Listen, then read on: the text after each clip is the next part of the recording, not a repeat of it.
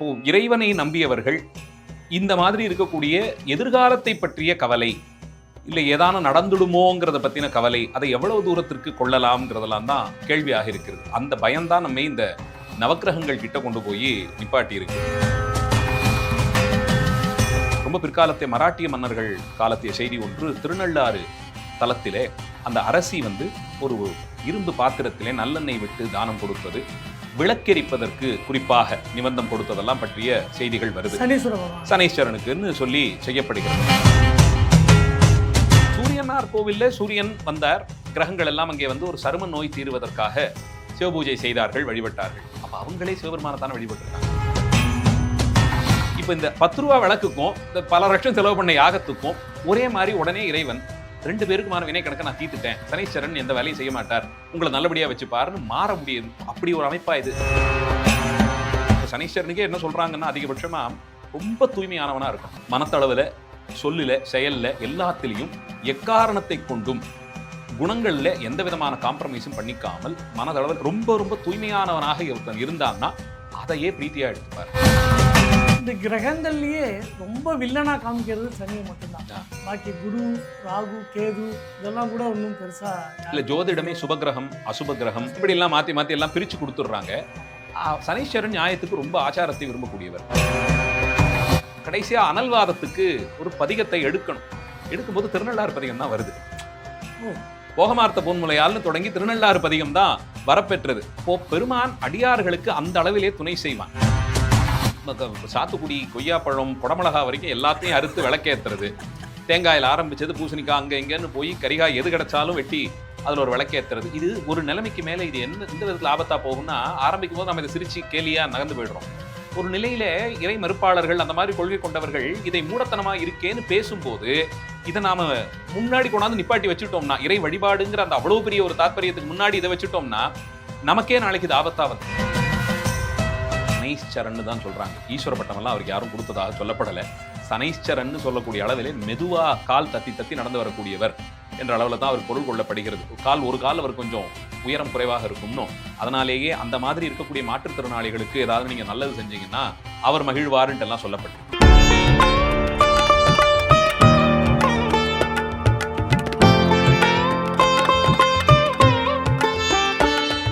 தமிழலை ஆன்மீகம் நேயர்களுக்கு வணக்கம்.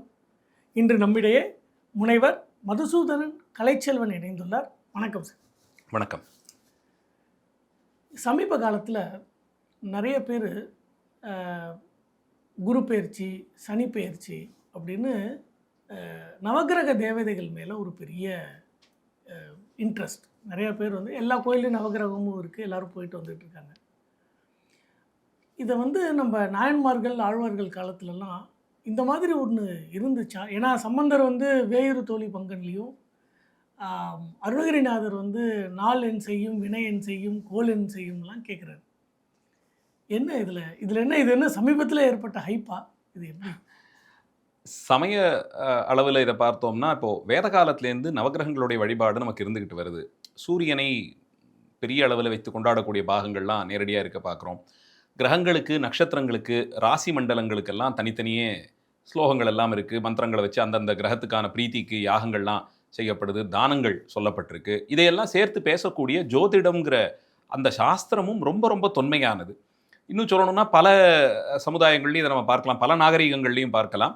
வானவியல் ஆராய்ச்சிங்கிறத அவங்க ரொம்ப காலமாக மேற்கொண்டு அதில் கற்றுத்தேர்ந்து இந்தந்த கிரகங்கள் இப்படி எல்லாம்னு அதோடைய குணங்களை எல்லாம் ஒருவாறு உணர்ந்து அதில் கொஞ்சம் சமயத்தெளிவையும் அதில் கொஞ்சம் தத்துவ புரிதலையும் கொண்டு ஜோதிடம்னு ஒரு சாஸ்திரத்தை கொண்டு வராங்க. அதை வைத்து மழை பெய்யக்கூடிய காலம், வரக்கூடிய காலத்தில் பஞ்சம், இதெல்லாம் கூட கணிக்கிற அளவுக்கு அது துல்லியமாகவே இருக்குது. வேதங்களினுடைய 6 அங்கங்களில் ஒன்றாக ஜோதிடம் சொல்லப்படுது. அப்போது இறைவன் கொடுத்த ஒரு சாஸ்திரம் தான் அது, அதில் மாற்று கருத்தே கிடையாது. அதை எவ்வளவு தூரத்திற்கு துல்லியமாக பயன்படுத்துகிறோங்கிறது ஒன்று இருக்குது. நான் சொல்கிறவருக்கும் நேரம் சரியாக இருந்து, கேட்க போன நமக்கும் நேரம் சரியாக இருந்து, நம்ம 2 பேருக்குமான அந்த சமயமும் ஒரே அளவில் இருந்து, இப்படியெல்லாம் இருந்து அவங்களோட வாக்கில் அவங்க உபாசனை பண்ணக்கூடிய தெய்வத்தினுடைய பலத்தினால வரக்கூடியது நமக்கு விஷயமாக வரலாம். ஆனால் இது ஒரு பொது அளவில் சாஸ்திரமாக கொண்டு இதெல்லாம் பார்த்து வந்தாலும், இறை வழிபாட்டுக்கான முக்கியத்துவம் என்று எடுத்து பக்தி இயக்கம் இதையெல்லாம் சார்ந்து எழுந்த கோயில்களினுடைய வழிபாடு, அங்கே மூலாலயத்தில் வைத்து வழிபடக்கூடிய சிவன் கோயிலோ திருமாலோ, அவருடைய வழியிலே வந்த ஆச்சாரியர்கள் அந்த ஆச்சாரியருடைய வார்த்தையை பிடித்து அந்த நிலையிலே ஒழுகுபவர்களுக்கு அருணகிரிநாதர் கேட்ட மாதிரி நாளென் செய்யும், வினைதான் என் செய்யும், என்னை நாடி வந்த கோளென் செய்யும்ங்கிறதெல்லாம் ரொம்பவே பொருத்தமாக தீர்க்கமாக கேட்கப்படுற கேள்விதான். இப்போ இறைவனை நம்பியவர்கள் இந்த மாதிரி இருக்கக்கூடிய எதிர்காலத்தை பற்றிய கவலை, இல்லை ஏதான நடந்துடுமோங்கிறத பற்றின கவலை, அதை எவ்வளவு தூரத்திற்கு கொள்ளலாம்ங்கிறதெல்லாம் தான் கேள்வியாக இருக்கிறது. அந்த பயம்தான் நம்ம இந்த நவக்கிரகங்கள் கிட்ட கொண்டு போய் நிப்பாட்டி இருக்கு. ஆனால் இதில் ஒன்று நம்ம புரிந்து கொள்ள வேண்டியது, கிரகங்களை பற்றிய புராணங்கள் வேத பாகத்திலிருந்தே இப்போ நிறைய கிரகங்களுடைய வழிபாடு குறித்த செய்திகள், நிறைய புராண கதைகளில் இவர்களை சார்ந்த கதைகள், இதிகாசங்களில் ராமாயண மகாபாரதத்தில் நிறைய பகுதிகளில் வரக்கூடியது, அந்த கதாபாத்திரங்கள் வாக்கினாலேயே ஜோதிட விஷயங்கள் எல்லாம் பேச வச்சிருக்காங்க. இதெல்லாம் அப்படியே எடுத்துக்கிட்டு வந்துட்டாலும் கூட வழிபடக்கூடிய நிலையிலே கோயில்களில், குறிப்பாக சிவாலயங்கள்லாம் இன்னைக்கு நம்ம பார்க்குற மாதிரி இந்த நவக்கிரகங்களை ஒரு மண்டலம் போலே வைத்து வழிபடுவது என்பது அது எவ்வளவு தொன்மைங்கிறத நாம் கொஞ்சம் விசாரம் பண்ணணும்.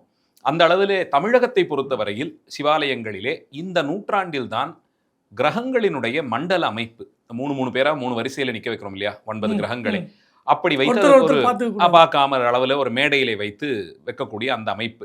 அது என்ன, அந்த கிரகங்கள் உள்ளபடியே சுற்றும் போது ஒருத்தர் உரசி கொள்வதில்லை, அதனால பார்க்காதபடிக்கு வெவ்வேறு திக்கை நோக்கினவாடின்னு ஒரு கணக்கில் வைக்கிறாங்க. அந்த அளவில் வைக்கக்கூடிய அந்த அமைப்பு எவ்வளவு தொன்மையானதுன்னு பார்த்தா 20ஆம் நூற்றாண்டுக்கு முன்னாடி இதை கொண்டு போறதுக்கு அவ்வளவு தூரத்துக்கு சாத்தியக்கூறுகள் இல்லை. மன்னர்கள் வணங்கினா மாதிரியோ இல்லைனாக்கா மன்னர்கள் இப்போ ரொம்ப பிற்காலத்தை மராட்டிய மன்னர்கள் காலத்திய செய்தி ஒன்று, திருநள்ளாறு தலத்திலே அந்த அரசி ஒரு இரும்பு பாத்திரத்திலே நல்லெண்ணெய் விட்டு தானம் கொடுத்தது, விளக்கெரிப்பதற்கு குறிப்பாக நிபந்தம் கொடுத்ததெல்லாம் பற்றிய செய்திகள் வருது.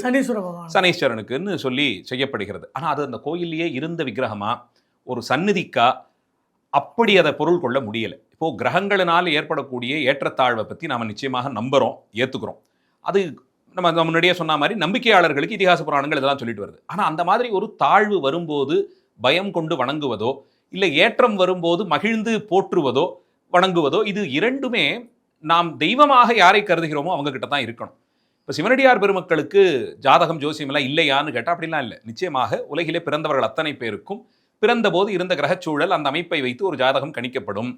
நல்ல கற்றுத்தேர்ந்த ஒரு ஜோதிடர் அதை பார்த்தார் என்றால் வரக்கூடிய காலம் இந்த அளவில் இருக்குன்னு ஒன்று சொல்ல முடியும்.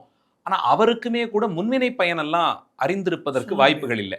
அப்போ அதனுடைய துல்லியத்தன்மை கொஞ்சம் குறையத்தான் செய்யும். அதனால் அவ்வளவு தூரத்துக்கு துல்லியமாக சொல்லும் அளவிற்கெல்லாம் பெரிய பண்டிதர்கள் இன்றைய சூழலில் இருப்பதாக தெரியல. அந்த அளவுக்கு ஒருத்தரை தெரிந்து பார்த்து சொல்லக்கூடிய நிலையிலே ஒரு பயம் வந்ததுன்னா கூட, இந்த கிரகத்தினுடைய இந்த சேர்த்தி இது உனக்கு அவ்வளவு சாதகமாக இல்லைன்னு தெரிய வந்தாலும் போய் வணங்க வேண்டியது சிவபெருமானைத்தான் இருப்பது தான் அடியார்களுடைய நிலை. ஒரு சின்ன எக்ஸாம்பிள் பார்த்தோம்னாக்க, இப்போ திருநள்ளாறு போனோம்னாக்க தர்பாரண்யேஸ்வரர் சந்நிதியை விட வாசலில் சனீஸ்வரன் சந்நிதியோடு திரும்பி வரவங்களாம் நிறைய பேர் இருக்காங்க. அது கோவிலையே அந்த மாதிரி பேரே மாற்றி வைக்கிற அளவுக்கு அது போய்விட்டது. அது ஆலங்குடி குருவை பார்த்துட்டு அப்படியே வர மாதிரி. அவருக்கு மட்டுமே இல்லை, இந்த கும்பகோணத்தை சுற்றி 90களுடைய ஆரம்பத்தில் இந்த 9 கோயில்களை தேர்ந்தெடுத்து நவகிரக ஸ்தலங்கள்னு முதல்ல பேர் வைத்த போதே இது அப்பவே ஆச்சாரியர்கள்லாம் கண்டிச்சிருக்கணும். அது அங்கே விட்டது தமிழ்நாடு சுற்றுலாத்துறை.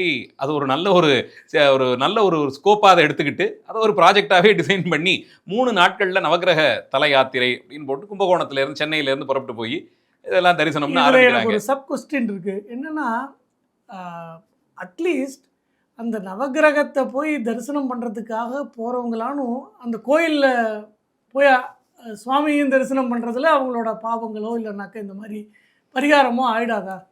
அது மாதிரி ஒரு நம்பிக்கை இருந்தால் நல்லது தானே. அந்த அளவில் நம்புபவர்களுக்கு குறையே இல்லை. ஆனால் நாம் என்ன இன்டென்ஷனில் போகிறோம், இதை நம்பித்தான் நான் சென்றேனா, சுவாமி தரிசனம் பண்ணினா என்னை அவர் காப்பாற்றுவார் அப்படிங்கிற ஒரு அடிப்படை எண்ணத்தோடு தான் நான் இங்கே சென்றேனாங்கிற கேள்வி அவங்கவுங்க தான் எடுத்துக்கொள்ளணும். இந்த நவகிரக ஸ்தலங்கள்னு சொல்லப்படக்கூடிய தலங்களில் பெரும்பான்மை எல்லாம் பாடல் பெற்ற சிவத்தலங்கள். சூரியனார் கோயில் குலோத்துங்க மார்த்தாண்டாலயம்னு குலோத்துங்கன் காலத்தில் எடுப்பிக்கப்பட்ட கோயில், பெரிய கோயில், ரொம்ப தொன்மையான சூரிய வழிபாட்டிற்கானது. ஆனால் அந்த சூரியனை சிவசூரியனாகத்தான் பாவிக்கிறாங்க. அங்கேயுமே அந்த சூரியனுடைய சன்னதிக்கு நேர் எதிரே காசி விஸ்வநாதராக சுவாமி இருப்பார். சூரியன் நித்தியம் அவரை பூஜை பண்ணுறாருன்னு சொல்லித்தான் வழிபாடெல்லாம். அந்த அளவில் திங்களூர் அப்பூதியடிகள்ங்கிற அவ்வளவு பெரிய அடியவர் இருந்த தலம். வைத்தீஸ்வரன் கோயில் பாடல் பெற்ற ஸ்தலம். புள்ளிருக்கு வேலூர். புதனுக்கு திருவெண்காடு பாடல் பெற்ற ஸ்தலம். அது ரொம்பவே பெருமை வாய்ந்த பெரிய திருக்கோயில். ஆலங்குடின்னு சொல்லக்கூடிய தலம் திரு இரும்பூளைன்னு சொல்லப்படும் பாடல் பெற்ற ஸ்தலம். அதுவும் நமக்கு இந்த வலங்கைமான் பக்கத்தில் இருக்கக்கூடிய தலம். கஞ்சனூர் பாடல் பெற்ற ஸ்தலம். சனீஸ்வரனுக்காக சொல்லக்கூடிய திருநள்ளாறு தலம் சப்த விடங்க ஸ்தலத்தில் ஒன்று, பாடல் பெற்ற ஸ்தலம், ரொம்ப விசேஷமான பதிகங்கள்லாம் பெற்ற ஸ்தலம்.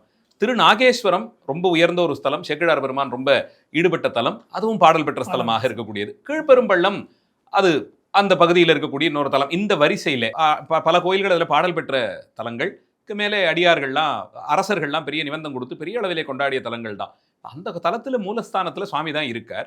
இந்த கிரகங்களோட ஏற்பட்ட தொடர்பு, அந்த கிரகங்கள் தங்கள் குறை தீர சுவாமியை வந்து அங்க தரிசனம் பண்ணாங்கன்ற அளவுல தான்.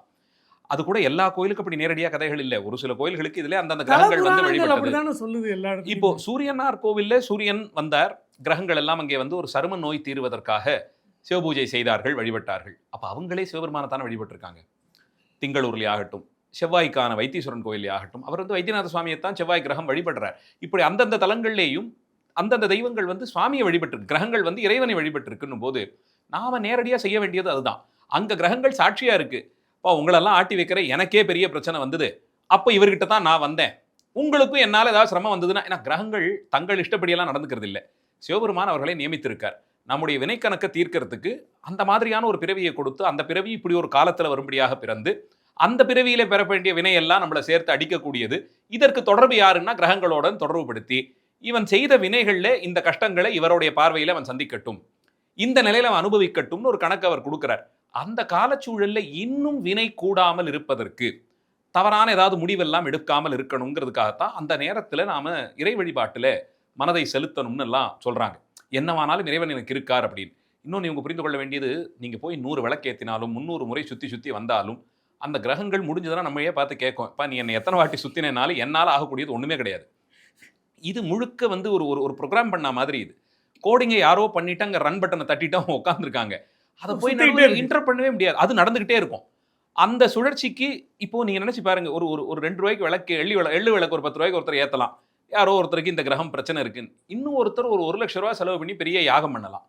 இப்போ இந்த 10 ரூபா விளக்குக்கும் இந்த பல லட்சம் செலவு பண்ண யாகத்துக்கும் ஒரே மாதிரி உடனே இறைவன் 2 பேருக்குமான வினை கணக்கை நான் தீர்த்துட்டேன், சனீஸ்வரன் எந்த வேலையும் செய்ய மாட்டார், உங்களை நல்லபடியாக வச்சுப்பாருன்னு மாற முடியும். அப்படி ஒரு அமைப்பா இது. இப்போ உலகத்துல இந்த சமயத்தை பத்தி தெரியாதவர்கள் என்ன ஆவாங்க? இந்த மாதிரி ஒரு நிலையே தெரியாமல் உலகத்தினுடைய அந்த பக்கத்துல யாரோ ஒருத்தர் இருப்பாங்களே, அவங்களுக்கு என்ன கதி? அவங்களுக்கும் பொதுவானவன் தான் இறைவன். அதனாலே இது ஒரு அளவுல போய் நாம சுவாமிக்கு ஒரு விளக்கேற்றுறது ஒரு புண்ணிய காரியம்.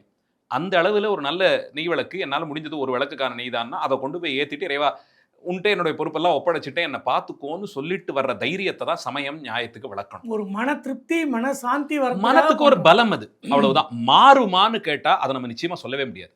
நம்ம ஏத்துற விளக்குக்கும் நாம செய்யற தான தர்மங்களுக்கும் எல்லாம் மாறி போகாது. மனசு ஒருநிலைப்படும். இப்போ என்னன்னா, இந்த ஏற்கனவே ஏதான வாய்ப்பு கிடைச்சா சின்னதா தப்பு பண்ணிட்டு நகர்ந்து போகலாம், எங்க முடியுமோ அங்க மேலே ஏறி போயிடலாங்கிற ஒரு எண்ணத்திலே இருக்கிற நமக்கு இந்த கிரகச்சாரங்கள் எப்படி வேலை செய்யும்னா, சாதாரணமா ஒரு சிக்னலை தான் ஸ்கிப் பண்ணியிருப்பீங்க போகக்கூடிய நேரத்தில். அது ஒரு நம்ம அளவில் அது ஒரு சாதாரண பிழைன்னு இப்பெல்லாம் வந்துடுச்சுன்னு வச்சுக்கோமே, தப்பிச்சு கூட போயிருக்கலாம். 300 வாட்டி தப்பிச்சிருப்பீங்க.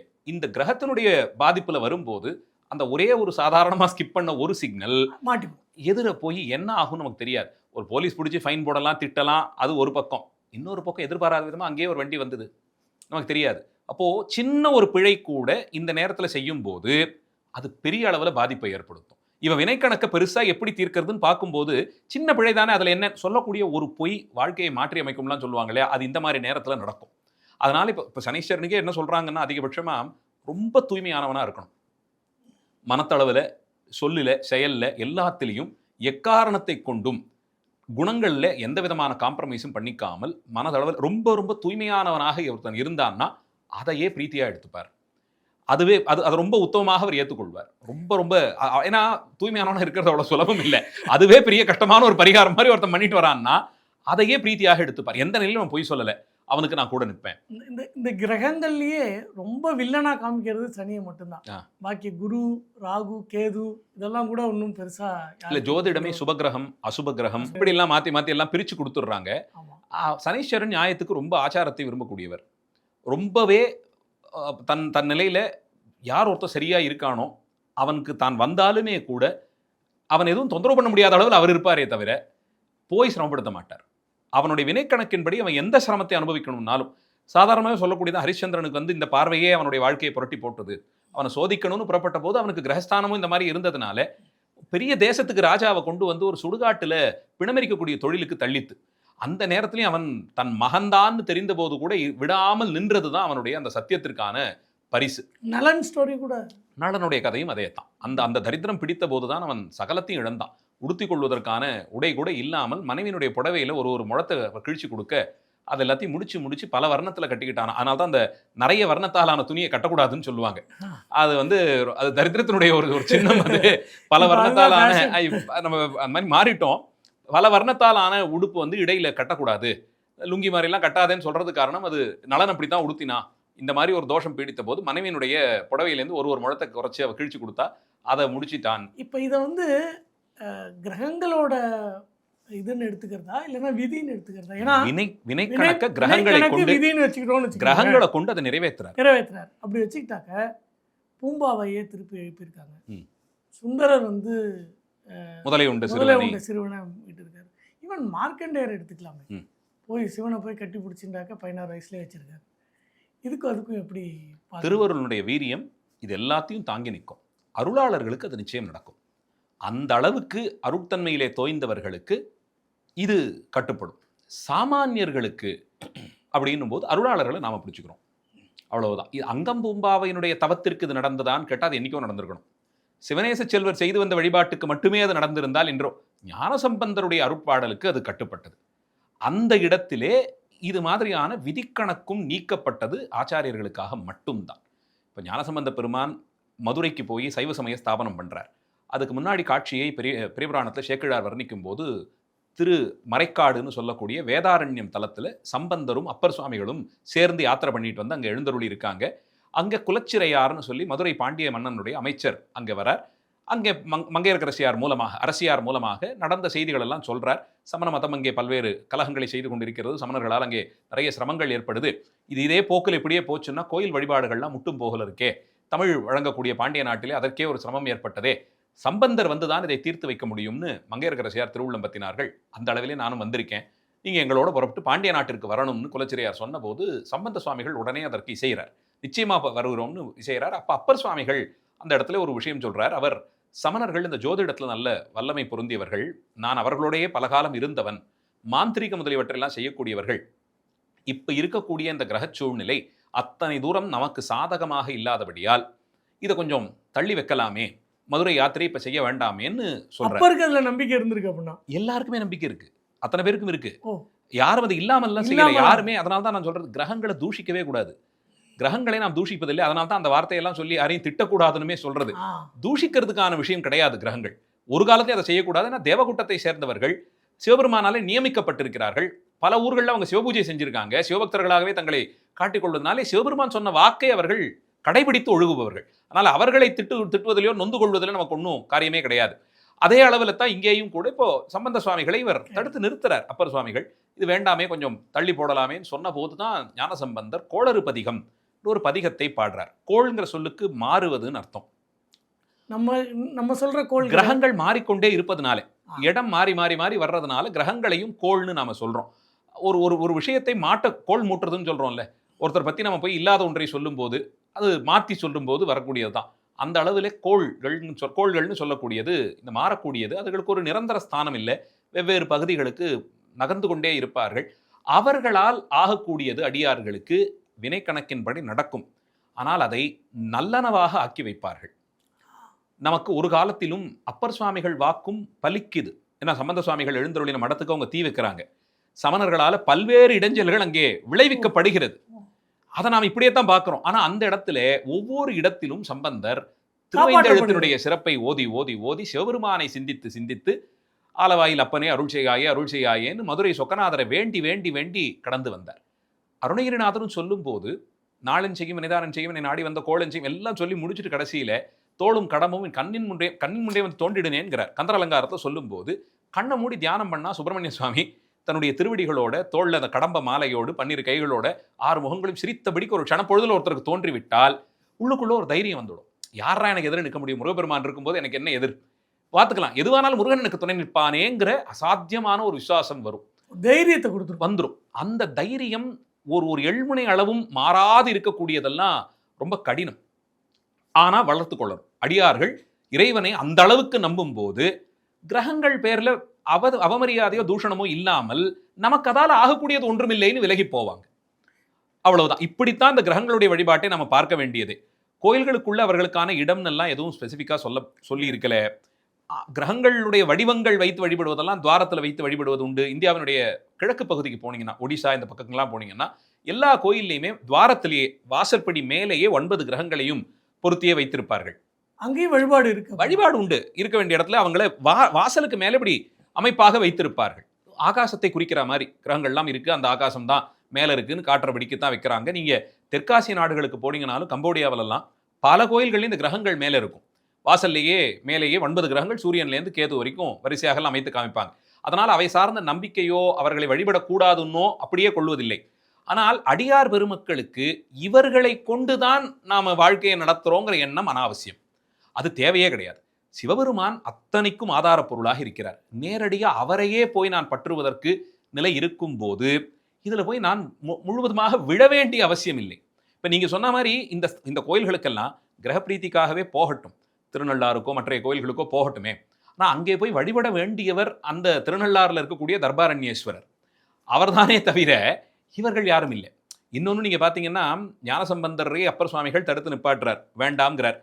சம்பந்த சுவாமிகள் அங்கத்தான் கோளறு பதிகம் பாடி, ஞாயிறு திங்கள் செவ்வாய் புதன் வியாழன் வெள்ளி சனிபாபிரண்டும் உடனே ஆசர் நல்ல நல்ல அவை நல்ல நல்ல அடியாருக்கு அடியாருக்கு அவை நல்லது தான் செய்யும்னு சொல்லி சுவாமிகள் பாடுறார்.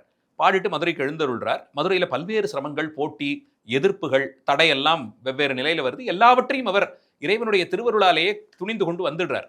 கடைசியா அனல்வாதத்துக்கு ஒரு பதிகத்தை எடுக்கும்போது திருநள்ளாறு பதிகம் தான் வருது. போகமார்த்த பூன்முலையால்னு தொடங்கி திருநள்ளாறு பதிகம் தான் வரப்பெற்றது. அப்போ பெருமான் அடியார்களுக்கு அந்த அளவிலே துணை செய்வான். இது அதுக்காக அந்த கோயிலுங்கிறதுக்காக நான் சொல்லலை. ஆனா அப்படி ஒரு அமைப்பு அழகா அமைஞ்சிருக்கு. எந்த கிரகங்களினுடைய அமைப்பு சரியில்லை, அதனால சிரமங்கள் வரும்னு கணிக்கப்பட்டதோ அந்த தலத்து பதிகமே தான் வருது. அப்போ அங்க இருக்கிற எம்பெருமான் தான் வழிபாட்டிற்குரியவனே தவிர அங்கே போய் நீங்க கிரகங்களை வழிபட வேண்டிய அவசியம் இல்லை. திருநள்ளாறு பதிகம் தான் அங்கே சம்பந்த சுவாமிகளுக்கு கைக்கு வருது. போகமார்த்த பூன்முலையாள்னு ஆரம்பிக்கக்கூடிய நல்லாற்றம்பெருமான் பதிகம் தான் வருது. அதை கொண்டு தான் அவர் அங்கே அனலில் இட்டு அது பச்சையிட்ட பதிகமாக எரியாமல் அப்படியே நின்றதுன்னு சொல்லப்படுது. அப்போ நல்லெண்ண தான் செஞ்சிருக்கு. நியாயப்படிக்கு அந்த கிரகங்கள் எந்த தலத்திலே இறைவனை வழிபட்டு பேறு பெற்றனவோ அந்தந்த தலத்திலே நல்லனவத்தான் செஞ்சிருக்கு. அப்போ இறைவனையே பிடித்துக் கொள்வதற்கு வாய்ப்பு இருக்கும் போது அதை பிடித்தால் ஒருவேளை வினை கணக்கிலிருந்து கூட பாதுகாக்கப்படலாம் அருளாளர்களுடைய வார்த்தைகளாலேன்னு சொல்லி இருக்கும் போது அதை விட்டுட்டு இதை ஏன் தூக்கி கொண்டு நடப்பானேன்? இது பெரிய அளவில் சுமையாகிறதே. நான் அந்த பயம் நமக்கு கூட கூட எதையாவது செய்ய முடியுமான்னு பார்க்கிறோம். ஒரு நிலையில் இது எங்க போய் முடியுதுன்னா, இதுல விளக்கேத்துங்க, அதுல விளக்கேத்துங்க, இத்தனை விளக்கு அத்தனை விளக்குன்னு ஆரம்பித்து அதுதான் பரிகாரங்கள்னு சொல்லி நம்ம உள்ள போகும்போது, குருவுக்குனாக்க இதை பண்ணுங்க, இவருக்குன்னா கருப்பு கலர் ட்ரெஸ் வாங்கி கொடுங்க, திருநள்ளாறு போனாக்க அங்கே வந்து எல்லோ கலர் வாங்கி கொடுங்க, மஞ்சள் கலர் வாங்கி கொடுங்க இதில் ஆலங்குடியில் அப்படின்னு சொல்லி வரும்போது மக்கள் என்ன நினைக்கிறாங்கன்னா, ரொம்ப ரொம்ப இலகுவாக இந்த மாதிரி ஏதாவது ஒரு பிரச்சனையிலேருந்து இதை போய் பண்ணிட்டு வந்துட்டாக்க அதுக்கப்புறத்துலேருந்து நம்ம எல்லாருமே இதுலேருந்து நம்ம விடுபட்டுடலாம், நமக்கு இது இனிமேல் இதை பற்றி கவலை இல்லை, இதை அவர் சொல்லிட்டாரு, நம்ம இதை பண்ணிட்டோம், இனிமேல் வந்து யாரும் இனிமேல் சாமிக்கு முன்னும் கூட அவசியம் இல்லை, நீங்கள் இதை போய் பண்ணிட்டு வந்துட்டீங்கன்னா இனிமேல் உங்களுக்கு ஒன்றும் பிரச்சனை கிடையாது அப்படின்னு நினச்சிக்கிறாங்க. இறை வழிபாடெல்லாம் சீசனலாலாம் வச்சுக்க முடியாது. அது வந்து பிறந்த மொழி பயின்ற நாள் முதலாய் நம்மையார் சொல்கிற மாதிரி இல்லைனாலும், அந்த அளவுக்குலாம் நமக்கு இல்லைனாலும் ஏதோ ஒரு நிலையில் தினமும் இருக்கிற தொடர்பு தான் இறைவனோட. அது நம்முடைய தினப்படி தேவைகளுக்காகங்கிறத தாண்டி ஒரு பிறவிக்கான பயனாக அதை நாம் கருதித்தான் இறைவனிடத்தை அன்பு செலுத்துகிறோம். அன்பினாலே தான் வழிபாடே செய்கிறோம். இதைத்தான்னு கேட்டே வழிபடுற மாதிரி நம்மளை மாற்றி வச்சுட்டாங்க. கொடுத்ததற்கு நன்றி சொல்லித்தான் நமக்கு பெரும்பான்மை வழிபாடு. இவ்வளவு சந்தோஷத்தை கொடுத்துருக்கேங்கிற வழிபாடு. அதுக்கு நடுவில் என்ன வேணுமோ அதை கேட்குறோம். இது வேணும், இந்த நிலையில் நான் இருக்கேன்னு சொல்லி கேட்பதற்கும் நிச்சயமா நமக்கு அதே இடம் தான், அந்த உரிமை எல்லாம் இருக்கு. அது ஒரு பக்கத்துல நீங்க சொல்ற அளவில் இந்த பிராயச்சித்தங்கள், தான தர்மங்கள் எல்லாம் அது ஏதோ ஒரு விதத்துல நீங்க சொல்ற மாதிரியே யாரோ ஒருத்தருக்கு ஒரு துணி எடுத்து கொடுப்பது, ஒரு வேட்டி புடவை வச்சு கொடுக்கறது, ஒரு நல்ல உணவு தண்ணீரோடு கொடுத்து அவங்களுக்கு வயிறாத்தி பசியாத்தி விடுறது, இதெல்லாம் கூட ஏதோ ஒரு விதத்துல அது புண்ணியம் தான். சாமான்யமாக அதெல்லாமே எந்த காலத்துல செய்தாலும் அது புண்ணியம் தான். அது புண்ணியமாக சேர்க்கப்படும். அதை அடியார்களுக்கு செய்யும்போது இன்னுமே ஒரு படி கூட போய் சிவபுண்ணியமாகவே அது சேரும். அதுலலாம் மாற்றுக்கிறது இல்லை. ஆனால் இந்த இப்போ கொண்டக்கடலையில மாலை போடுறது, சாத்துக்குடி கொய்யாப்பழம் குடமிளகா வரைக்கும் எல்லாத்தையும் அறுத்து விளக்கேற்றுறது, தேங்காயில் ஆரம்பிச்சது பூசணிக்காய் அங்கே இங்கேன்னு போய் கரிகாய் எது கிடைச்சாலும் வெட்டி அதில் ஒரு விளக்கேற்றுறது, இது ஒரு நிலைமைக்கு மேலே இது எந்த விதத்தில் ஆபத்தாக போகும்னா, ஆரம்பிக்கும் போது நம்ம இதை சிரிச்சு கேலியாக நகர்ந்து போய்டுறோம். ஒரு நிலையில இறை மறுப்பாளர்கள் அந்த மாதிரி கொள்கை கொண்டவர்கள் இதை மூடத்தனமாக இருக்கேன்னு பேசும்போது இதை நாம முன்னாடி கொண்டாந்து நிப்பாட்டி வச்சுட்டோம்னா, இறை வழிபாடுங்கிற அந்த அவ்வளவு பெரிய ஒரு தாற்பயத்துக்கு முன்னாடி இதை வச்சுட்டோம்னா நமக்கே நாளைக்கு இது ஆபத்தா வந்துடும்.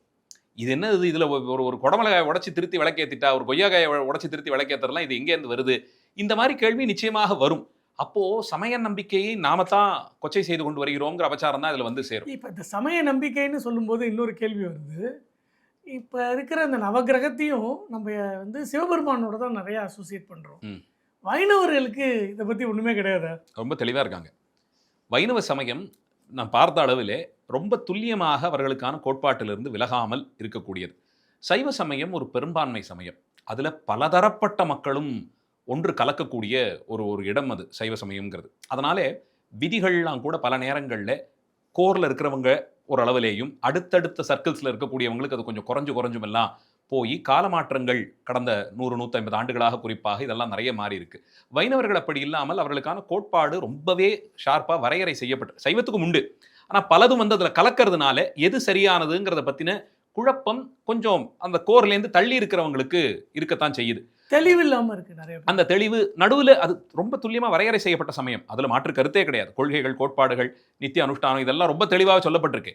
ஆனால் பலரும் வந்து இதுல கலக்கிற ஒரு இடத்துல இது ரொம்ப மேலோட்டமான புரிதல் தான் பலருக்கும் இருக்கு. வைணவத்தில் அப்படி இல்லாமல் அது சமூகங்கள் சேர்ந்த ஒரு அமைப்பாவே இருக்கிறதுனால கோயில்களில் இன்னி வரைக்கும் எந்த ஒரு எடுத்துக்கிட்டீங்கனாலும் அந்த சமுதாயத்தை சேர்ந்தவர்கள்லாம் விடாமல் செய்யக்கூடிய தொண்டு, திவ்ய பிரபந்தத்தை பற்றிய பிரச்சாரம், அதை வாசிக்கணுங்கிற ஒரு ஆர்வம், இன்னைக்கும் காலக்ஷேப பத்ததி எல்லாம் விடாமல் இருந்து வரக்கூடிய அமைப்பு, இதெல்லாம் இருக்கும்போது இன்னுமே நேர்த்தியாக இருக்கு. இன்னொன்று 1990களுக்கு அப்புறம் வைணவ சமய பெரியவர்கள் சிலர் முன் வந்து இதை முக்கிய பிரச்சாரகர்களாகவே மாறி கடந்த 30 ஆண்டுகளில் அதை ரொம்பவே நெறிப்படுத்தி கொண்டு வந்திருக்காங்க. இதுல எதுக்காக இந்த கேள்வி கேட்டேன்னாக்க, ஆக்சுவலா சனிக்கே சனி ஈஸ்வரன் பட்டம் தான் கொடுத்து அது வச்சிருக்காங்க. சனைஸ்சரன்னு தான் சொல்றாங்க. ஈஸ்வர பட்டமெல்லாம் அவருக்கு யாரும் கொடுத்ததாக சொல்லப்படலை.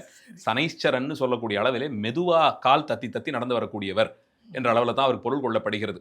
ஒரு கால் அவர் கொஞ்சம் உயரம் குறைவாக இருக்கும்னோ, அதனாலேயே அந்த மாதிரி இருக்கக்கூடிய மாற்றுத்திறனாளிகளுக்கு ஏதாவது நீங்க நல்லது செஞ்சீங்கன்னா அவர் மகிழ்வாருன்ட்டு எல்லாம் சொல்லப்பட்டிருக்கு.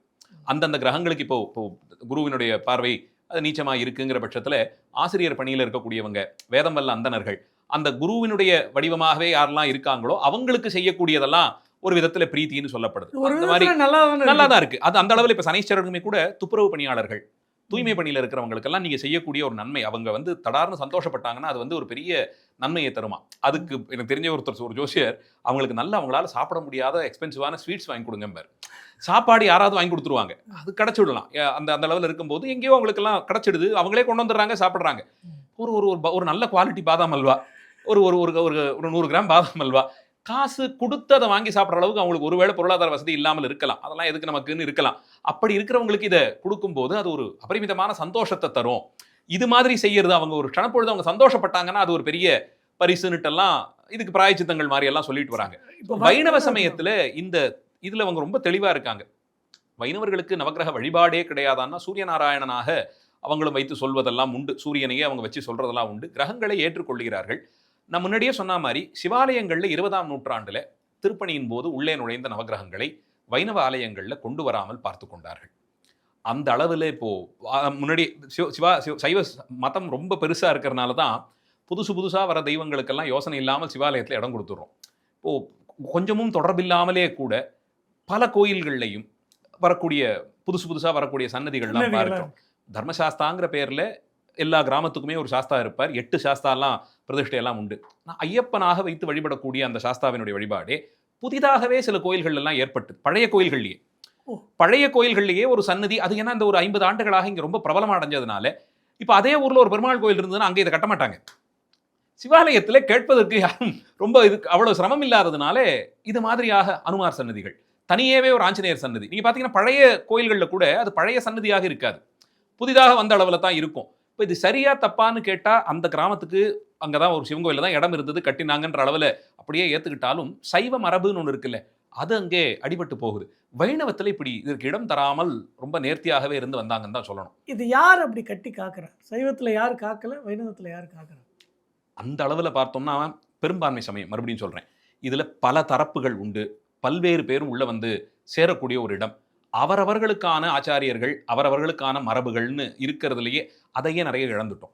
இந்த 150-200 ஆண்டுகளில் குறிப்பாக பல குடும்பங்களுக்கும் இருந்த அந்த ஆச்சாரியர்களோடு இருந்த தொடர்பே விட்டே போச்சு. வைணவத்தில் அந்த தொடர்பு இன்னுமே கொஞ்சம் நேர்த்தியாகவே இருந்து வருதுன்னு சொல்லலாம். பல சமூகங்கள் சேரக்கூடிய இடம். உணவு பழக்க வழக்கங்களால, மொழியினால, இதெல்லாம் நிறைய பேதங்களோட கூடத்தான் இது பிரயாணம் பண்ணி வருது. அதில் இந்த மாதிரியான குழப்பங்கள் கடந்த ஒரு 200 ஆண்டுகள் பொருளாதாரம், அரசியல், நிறைய காரணங்கள், உலக யுத்தம் உட்பட எல்லாமே இங்கே சமூகத்தை எதையெல்லாம் மாற்றி அமைத்ததோ அது எல்லாம் நேரடியாகவோ மறைமுகமாகவோ ஒரு தாக்கம் ஒன்று இருக்கத்தான் செய்யுது. அதனால இதெல்லாம் கொஞ்சம் குலைந்து போச்சு. இப்போ நீங்கள் பெரிய பழைய கோயில்கள் எடுத்துக்கோங்களேன், திருவண்ணாமலையிலையோ சிதம்பரத்திலேயோ இந்த மாதிரி இருக்கக்கூடிய பழைய பெரிய கோயில்கள், மதுரை உட்பட, நவகிரகத்தினுடைய சந்நிதி எங்கேயாவது மகாமண்டபத்தில் ஒரு ஒரு வடகிழக்கு மூலையில் ஒரு மேடையை கட்டி அதை மேலே வச்சுருப்பாங்க.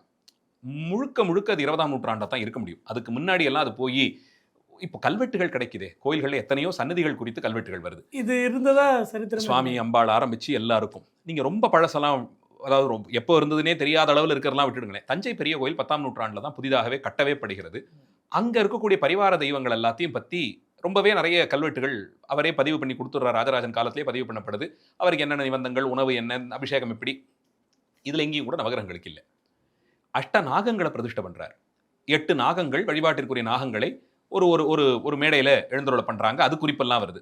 அஷ்டதிக் பாலகர்களை திசைக்கொருத்தராக இந்த 8 காவல் தெய்வங்கள், 8 திசைக்குமான தெய்வங்களை இந்திரன் தொடக்கமாக அக்னி, யமன் எல்லாரையும் பிரதிஷ்டை பண்ணுறார். அவங்களுக்கான சன்னதிகள் கூட இன்னைக்கும் இருக்குது. சில திருமேனிகள் எல்லாமே இருக்குது. இந்த கிரகங்களை ஒரு மேடையில் வச்சு கட்டுறதை பற்றி இல்லை. வேற எந்த கோயில்லையும் பழைய கல்வெட்டுகள் எங்கேயுமே கிடையாது, எங்கேயுமே இல்லை. அப்போ இந்த சன்னதிகள் 20ஆம் நூற்றாண்டிலே உள்ள வந்ததுன்னு தான் சர்வ நிச்சயமாக நம்மளால சொல்ல முடியும். சன்னதிகள் இப்படி வந்ததாகவே இருக்கட்டும். இப்போ நேயர்களுக்கு இந்த மாதிரியான ஒரு நவக்கிரக வழிபாடு அப்படின்னு நம்ம தனியாக இல்லாமல் எதையெல்லாம் அவங்க சொன்னாக்க அதுவே போதும் அப்படின்னு நினைக்கிறீங்க? இறைவனிடத்தை நெருங்குவதற்கு அருளாளர்களுடைய வார்த்தைகள் தான் நமக்கு முக்கியமானவை. அதுதான் நாம கடைபிடிக்கிறோம். அந்த விதத்துல இப்போ இந்த கிரகங்களாலேன்னு வரக்கூடிய சிரமங்களுக்கு கோளறு பதிகம் ரொம்ப உத்தமமானது. அதை சனிப்பேர் சனிக்கு ஒரு வாட்டி படிக்கிறேங்கிறது இல்லை. அது அவ்வளவு சுலபத்தில் ஒரு வாட்டி சொன்ன உடனே எல்லாம் நமக்கு அப்படியே கிரகிச்சிட முடியாது. குறைந்தபட்சம் அதுக்கான பழக்கங்கிறது அதை நித்திய பாராயணத்தில் வச்சுக்கிட்டு அதுக்கு ஆகக்கூடிய 6 நிமிஷத்தை யோசிக்காமல் தினந்தோறும் சுவாமியிடத்தை நான் அதை பிரார்த்தனை பண்ணுவேன்னு பண்ணிக்கிட்டே வரத்தான் மனசு பழகும். அது பழக பழக பழக இறைவன் இருக்கார். நாம் பண்ணின வினைக்கு என்னை எப்படி நடத்தணுமோ அப்படி வழி நடத்துவார். எங்கே என்னை காப்பாற்றி தரணுமோ நிச்சயமாக அவர் காப்பாற்றுவாருங்கிற ஒரு திருடச்சித்தம் வரும். இப்படி வந்து இது பழகி பழகி பழகித்தான் இதை நழுவ விட முடியுமே தவிர ஒரு இதையும் விட்டுடுறேன், நான் சுவாமிகிட்டே போய்டுறேன், இது எனக்கு வேண்டான்னு சொல்லிட்டு நாளை பின்ன அந்த பக்கம் போகும்போது எங்கேயா தடுக்கி விழுந்தோன்னா அந்த சுவாமியை வழிபடாமல் விட்டோம் தெரியுமா, அதனால தான் நம்ம இப்போ விழுந்தோமோன்னு நினைக்கிற அளவில் இது கிரகங்கள்ங்கிறத தாண்டி இந்த சிறுதெய்வ வழிபாடெல்லாம் இருக்குது பாருங்க. இப்போ குலதெய்வங்களே இப்போ எடுத்துக்கிட்டிங்கன்னா நான் உட்பட பலருக்குமே ஒரு ஐயனாரோ இல்லை ஒரு அம்பாளோ இல்லை ஒரு பிடாரியோ முனீஸ்வரன் இவங்கெல்லாம் குலதெய்வங்களாக இருப்பாங்க. இப்போது சைவ தீட்சை ஏற்று சிவபூஜை செய்கிறவங்களுக்கு இது அவசியமானு கேட்டால் நிச்சயமாக தேவை. எந்த நேரம் வரைக்கும்னா அந்த அளவுக்கு மனசு பக்குவப்பட்டு பழகி இதால் ஆகக்கூடியது எனக்கு ஒன்றும் இல்லை, இதை வழிபடாததுனால எனக்கு ஒரு குறைன்னு இல்லை, அது இறைவன் பார்த்து கொள்வார், எனக்கு இறைவன் ஒருத்தன் போருங்கிற அளவுக்கு மனசு பக்குவப்பட்டு வரும்போது ஒரு ஆயுசில் ஒருத்தருக்கு வரலாம், இல்லை அதுக்கு சில பிறவிகள் கூட ஆகலாம், நமக்கு தெரியாது. ஆனால் அதே அளவில் தான் கிரகங்களையும் இப்போ போகும்போது அவங்கள பார்த்து யாரும் கடிஞ்சிட்டு போங்கன்னு சொல்லலை. ஆனால் கிரகப்பிரீத்திங்கிற பேரில் சிவபெருமானையே கைவிட்டுட்டு இதை மட்டும் நான் பிடிச்சிக்கிறேன், இப்படி 7 சுத்து அப்படி 2 சுத்து மொத்தமாக 9 சுத்து குட்டிக்கரன் இதெல்லாமே வேண்டாம், இப்படி எல்லாம் வேண்டாம். இதெல்லாம் வழிபாடு. சரி, ஆலயத்துக்குள்ள வந்தாச்சு, கை கூப்பிட்டு வணங்கிட்டு போனேன். இன்னைக்கு வியாழக்கிழமை அதனால கொண்ட கடலை, இன்னைக்கு வெள்ளிக்கிழமை அதனால வேற ஏதாவது, இந்த மாதிரி இது அளவில்லாமல் செய்து கொண்டே போய் கடைசியில முக்கியமாக பிடிக்க வேண்டியதையே மறக்கும் அளவுக்கு தள்ளி இந்த யாகங்கள், இந்த பிராயச்சித்தம், இதுல விளக்கேத்துறது அதுல விளக்கேத்துறது, இப்படி மாத்துறது அப்படி மாத்துறது, இதுக்குள்ள போனோம்னா இதுக்கு முடிவே கிடையாது. மறுபடியும் சொல்றேன், கிரகங்களே நம்மை பார்த்து பேச முடிஞ்சதுன்னா என்னால் இதில் ஒன்றுமே பண்ண முடியாது, நீ எத்தனை சுற்றினாலும் இவ்வளவு தான் என்னால் முடிஞ்சதுங்கிறத தெளிவாக சொல்லிடுவாங்க. அதில் மாற்று கருத்தே இல்லை. இறைவனை வழிபடும் போது இறைவன் சர்வ வல்லமை படைத்தவர் நம்ம நம்பும் போது அவரால் எதுவுமே மாறும்னு நம்புகிறோம். அப்படி உங்களுக்கு இன்னும் திடம் வேணும்னா மயிலாப்பூர் பதிகத்தை பாராயணம் பண்ணலாம். பண்ணும்போது அதை மனசில் நினச்சிக்கணும். இந்த புராணத்தை இறந்து போய் எரித்து சாம்பலாக்கிய ஒரு மட்குடத்திலிருந்து ஒரு பெண் புறப்பட்டு வர செய்ததுன்னா இந்த பதிகம் அற்புதம் நிகழ்த்தாதா?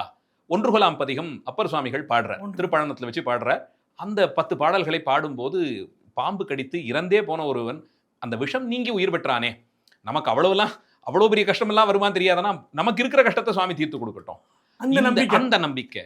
அவிநாசி பதிகத்தை சொல்லும் போது அங்கே சுவாமி சொல்றாருலே தரச்சொல்லு காலனையேன்னு சொல்றார். அந்த கரைக்கால் முதலையை பிள்ளையை தர சொல்லுங்கிறார். கொண்டாந்து விட சொல்ல அந்த குழந்தைய. எந்த முதலை சாப்பிட்டுதோ அந்த முதலை கொண்டாந்து விடணும்னா அந்த எத்தனை வயசோ அந்த வயசும் பூர்த்தியாகி அந்த பிள்ளை வரான்னு போது அந்த பதிகத்தை பாராயணம் செய்யும் போது மனசுக்குள்ள அந்த திடம் வரும். அது பழகி பழகி பழகி அந்த புராணத்தை நினைத்து நினைத்து நினைத்து ஓ இதெல்லாம் நடந்திருக்கே, இந்த இந்த தமிழ் பதிகங்களுக்கு இது நடக்காதா, நான் இதை பாராயணம் பண்றேன், எனக்கு பெருமானுடைய துணை இருக்கும், எனக்கு இறைவன் துணை இருக்குங்கிற அளவில் அதை ஏற்றுக்கொண்டு போகலாம். இன்னொன்று, இந்த பிராயச்சித்தங்கள்லாம் பொருளாதார ரீதியாகவும் பார்க்கணும். ரொம்ப அதிகமாகலாம் செலவு பிடிக்கும் போது ஒரு யாகத்துக்கு அதுக்கு இதுக்குன்னுட்டெல்லாம் வரும்போது எல்லாராலையும் இதெல்லாம் அவ்வளோ தூரத்தில் செய்ய முடியாது. 1000 ரூபான்னு நீங்கள் வச்சுங்கனாலுமே ஒரு மாதத்துக்கு 20,000 ரூபா சம்பாதிக்கிற ஒருத்தருக்கு 1000 ரூபா ஒரு பிராயச்சித்தத்துக்கு பண்ணுறதுங்கிறது சாமானிய விஷயம் இல்லை. இன்னும் அதுக்கு கம்மியாக சம்பாதிக்கணும்னா நீங்கள் எதில் சேர்ப்பீங்க? அப்போ அவனுடைய நம்பிக்கைக்கு இறைவன் அருள் இல்லைன்னு சொல்ல முடியுமா? என்னால் அந்த 1000 ரூபாய்க்கு ஒரு சீட்டு வாங்கி அந்த யாகத்தில் கலந்துக்க முடியல. அப்போது ஆனால் நம்பிக்கை உடையவர் கோயிலுக்கு போகிறார், அவரால் முடிஞ்ச அளவு சாமியை தரிசனம் பண்ணுறார். அப்போ இவருக்கு உதவ மாட்டாரா பெருமான்? அப்போ 1000 ரூபாய் இருக்கிறவனுக்கு பிராயச்சித்தத்தை ஏற்றுக்கிட்டு, அப்பா நீ கவலைப்படாத, உன்னுடைய தோஷத்தை நான் தீர்த்துடுறேன், அவன் எனக்கு சீட்டு வாங்கலை, அவன் பணம் கட்டலை, அதனால் அவனுக்கு போட்டோம் அதெல்லாம், இது இப்படி பாரபட்சம் சாமி பார்ப்பாரா? அப்போ இதில் பொருளாதாரமும் இதில் ஒன்று அடங்கி இருக்கு. இதையெல்லாம் போட்டு மனசில் குழப்பிக்கொண்டு கடன் வாங்கியெல்லாம் இதையெல்லாம் செய்கிறேன்ற அளவுக்கு போகிறதெல்லாம் அனாவசியம், முழுக்கவே அனாவசியம். அதை தவிர்த்துட்டு வீட்டில் ஒரு விளக்கேற்றி வச்சுட்டு இந்த பதிகங்களை நிறைய பாராயணம் பண்ணி என்னை உங்ககிட்ட ஒப்படைச்சிட்டேன், என்னை காப்பாற்ற வேண்டிய பொறுப்பு உனக்கு இருக்குது. அப்பர் சுவாமிகள் தெளிவாக சொல்கிறார், தன் கடன் அடியேனையும் தாங்குதல்ங்கிறார். என் கடன் பணி செய்திருப்பது, ஆனால் தன் கடன் அடியேனை தாங்குதல்னுட்டார். என்னை தாங்கி பிடிக்க வேண்டிய கடமை சுவாமிக்கு இருக்கேங்கிறார் அவர். நான் அந்த திட விசுவாசம் தான் கல்லை கட்டி கடலில் இட்ட போதும் மிதக்க வைத்தது. இந்த திட விசுவாசம் தான் விஷத்தை குடித்து சாப்பிடுங்கன்னு சொன்ன போது அவர் அதை சாப்பிட்டார். நஞ்சமுதாக்கி வைத்தார் நனிப்பள்ளி அடிகளாரேங்கிறார். நஞ்சை அமுதாக்குவார் சுவாமிங்கிற தைரியம் அவங்களுக்கு இருந்தது. நமக்கு அவ்வளவுலாம் இல்லைனாலும் கைவிட மாட்டார், சுவாமி இருக்கார், எத்தனை நிலையில் நம்மளை பார்த்து பாருங்கிற ஒரு எண்ணத்தை பதிகங்கள் பாராயணம் செய்ய செய்ய செய்ய அது உதிக்க செய்யும். அதனாலே கிரகங்கள் உண்மை, இறைவனால் அவர்கள் நியமிக்கப்பட்டிருக்கிறார்கள், அதில் நமக்கு மாற்று கருத்து இல்லை. அவர்களை வேதங்கள் தொடங்கி எல்லாம் ஸ்தோத்திரம் பண்ணுது, எந்தெந்த இடத்துல எவ்வளோ வணங்கணுமோ அந்த அளவுக்கு வணங்கி வருது. அதனால சூரியனையோ சந்திரனையோ மற்ற கிரகங்களையும் சேர்த்து நாம் கைகூப்பி வணங்குவதையும் நாம் வேண்டாம்னு சொல்லலை. கிரகங்களால் ஏற்படக்கூடிய பாதிப்புகளையும் ஜோதிடத்தின் அடிப்படையில் அப்படியே ஏற்றுக்கொள்வோம். ஆனால் அந்த பாதிப்பை நான் செய்யக்கூடிய இந்த விசேஷ பரிகாரங்கள், விசேஷ பூஜைகள் கிரகங்களுக்கு செய்வதனால் நான் வென்று விடுவேங்கிற எண்ணம் அவ்வளவு தூரத்துக்கு ஏற்புடையதாக இருக்காது. அதை தவிர்த்து எப்போதும் போல அந்த ஆலயத்துக்கே போனாலும் சுவாமிக்கு முக்கியத்துவம் தருவேன். நான் கொண்டு போகிற பூக்களை சுவாமிக்கு சாத்துறேன், என்னால் முடிந்த 10 ரூபாயை சுவாமிக்கு சமர்ப்பிக்கிறேன், அவருடைய திருநீற்று பிரசாதத்தை பெற்றுக்கொள்கிறேன், அந்த தளத்திலே அருளாளர்கள் பாடிய பதிகங்களை சுவாமி முன்னாடி மனசார ஓதி வழிபாடு செய்கிறேன், அது என்னை காப்பாற்றும். இந்த எண்ணம் போதுமானதாக இருக்கும். இந்த அளவில் கொள்வது சரியாக இருக்கும். மிகவும் தெளிவாக கிரகங்கள், சுவாமி, அதனுடைய அருளாளர்கள் நிகழ்த்திய அற்புதங்கள், அதன் அடிப்படையில் நாம் எவ்விதம் இறைவனை வேண்டினால் நமக்கு நல்ல பயன் கிடைக்கும் என்று பகிர்ந்து கொண்டமைக்கு மிக்க நன்றி. நன்றி.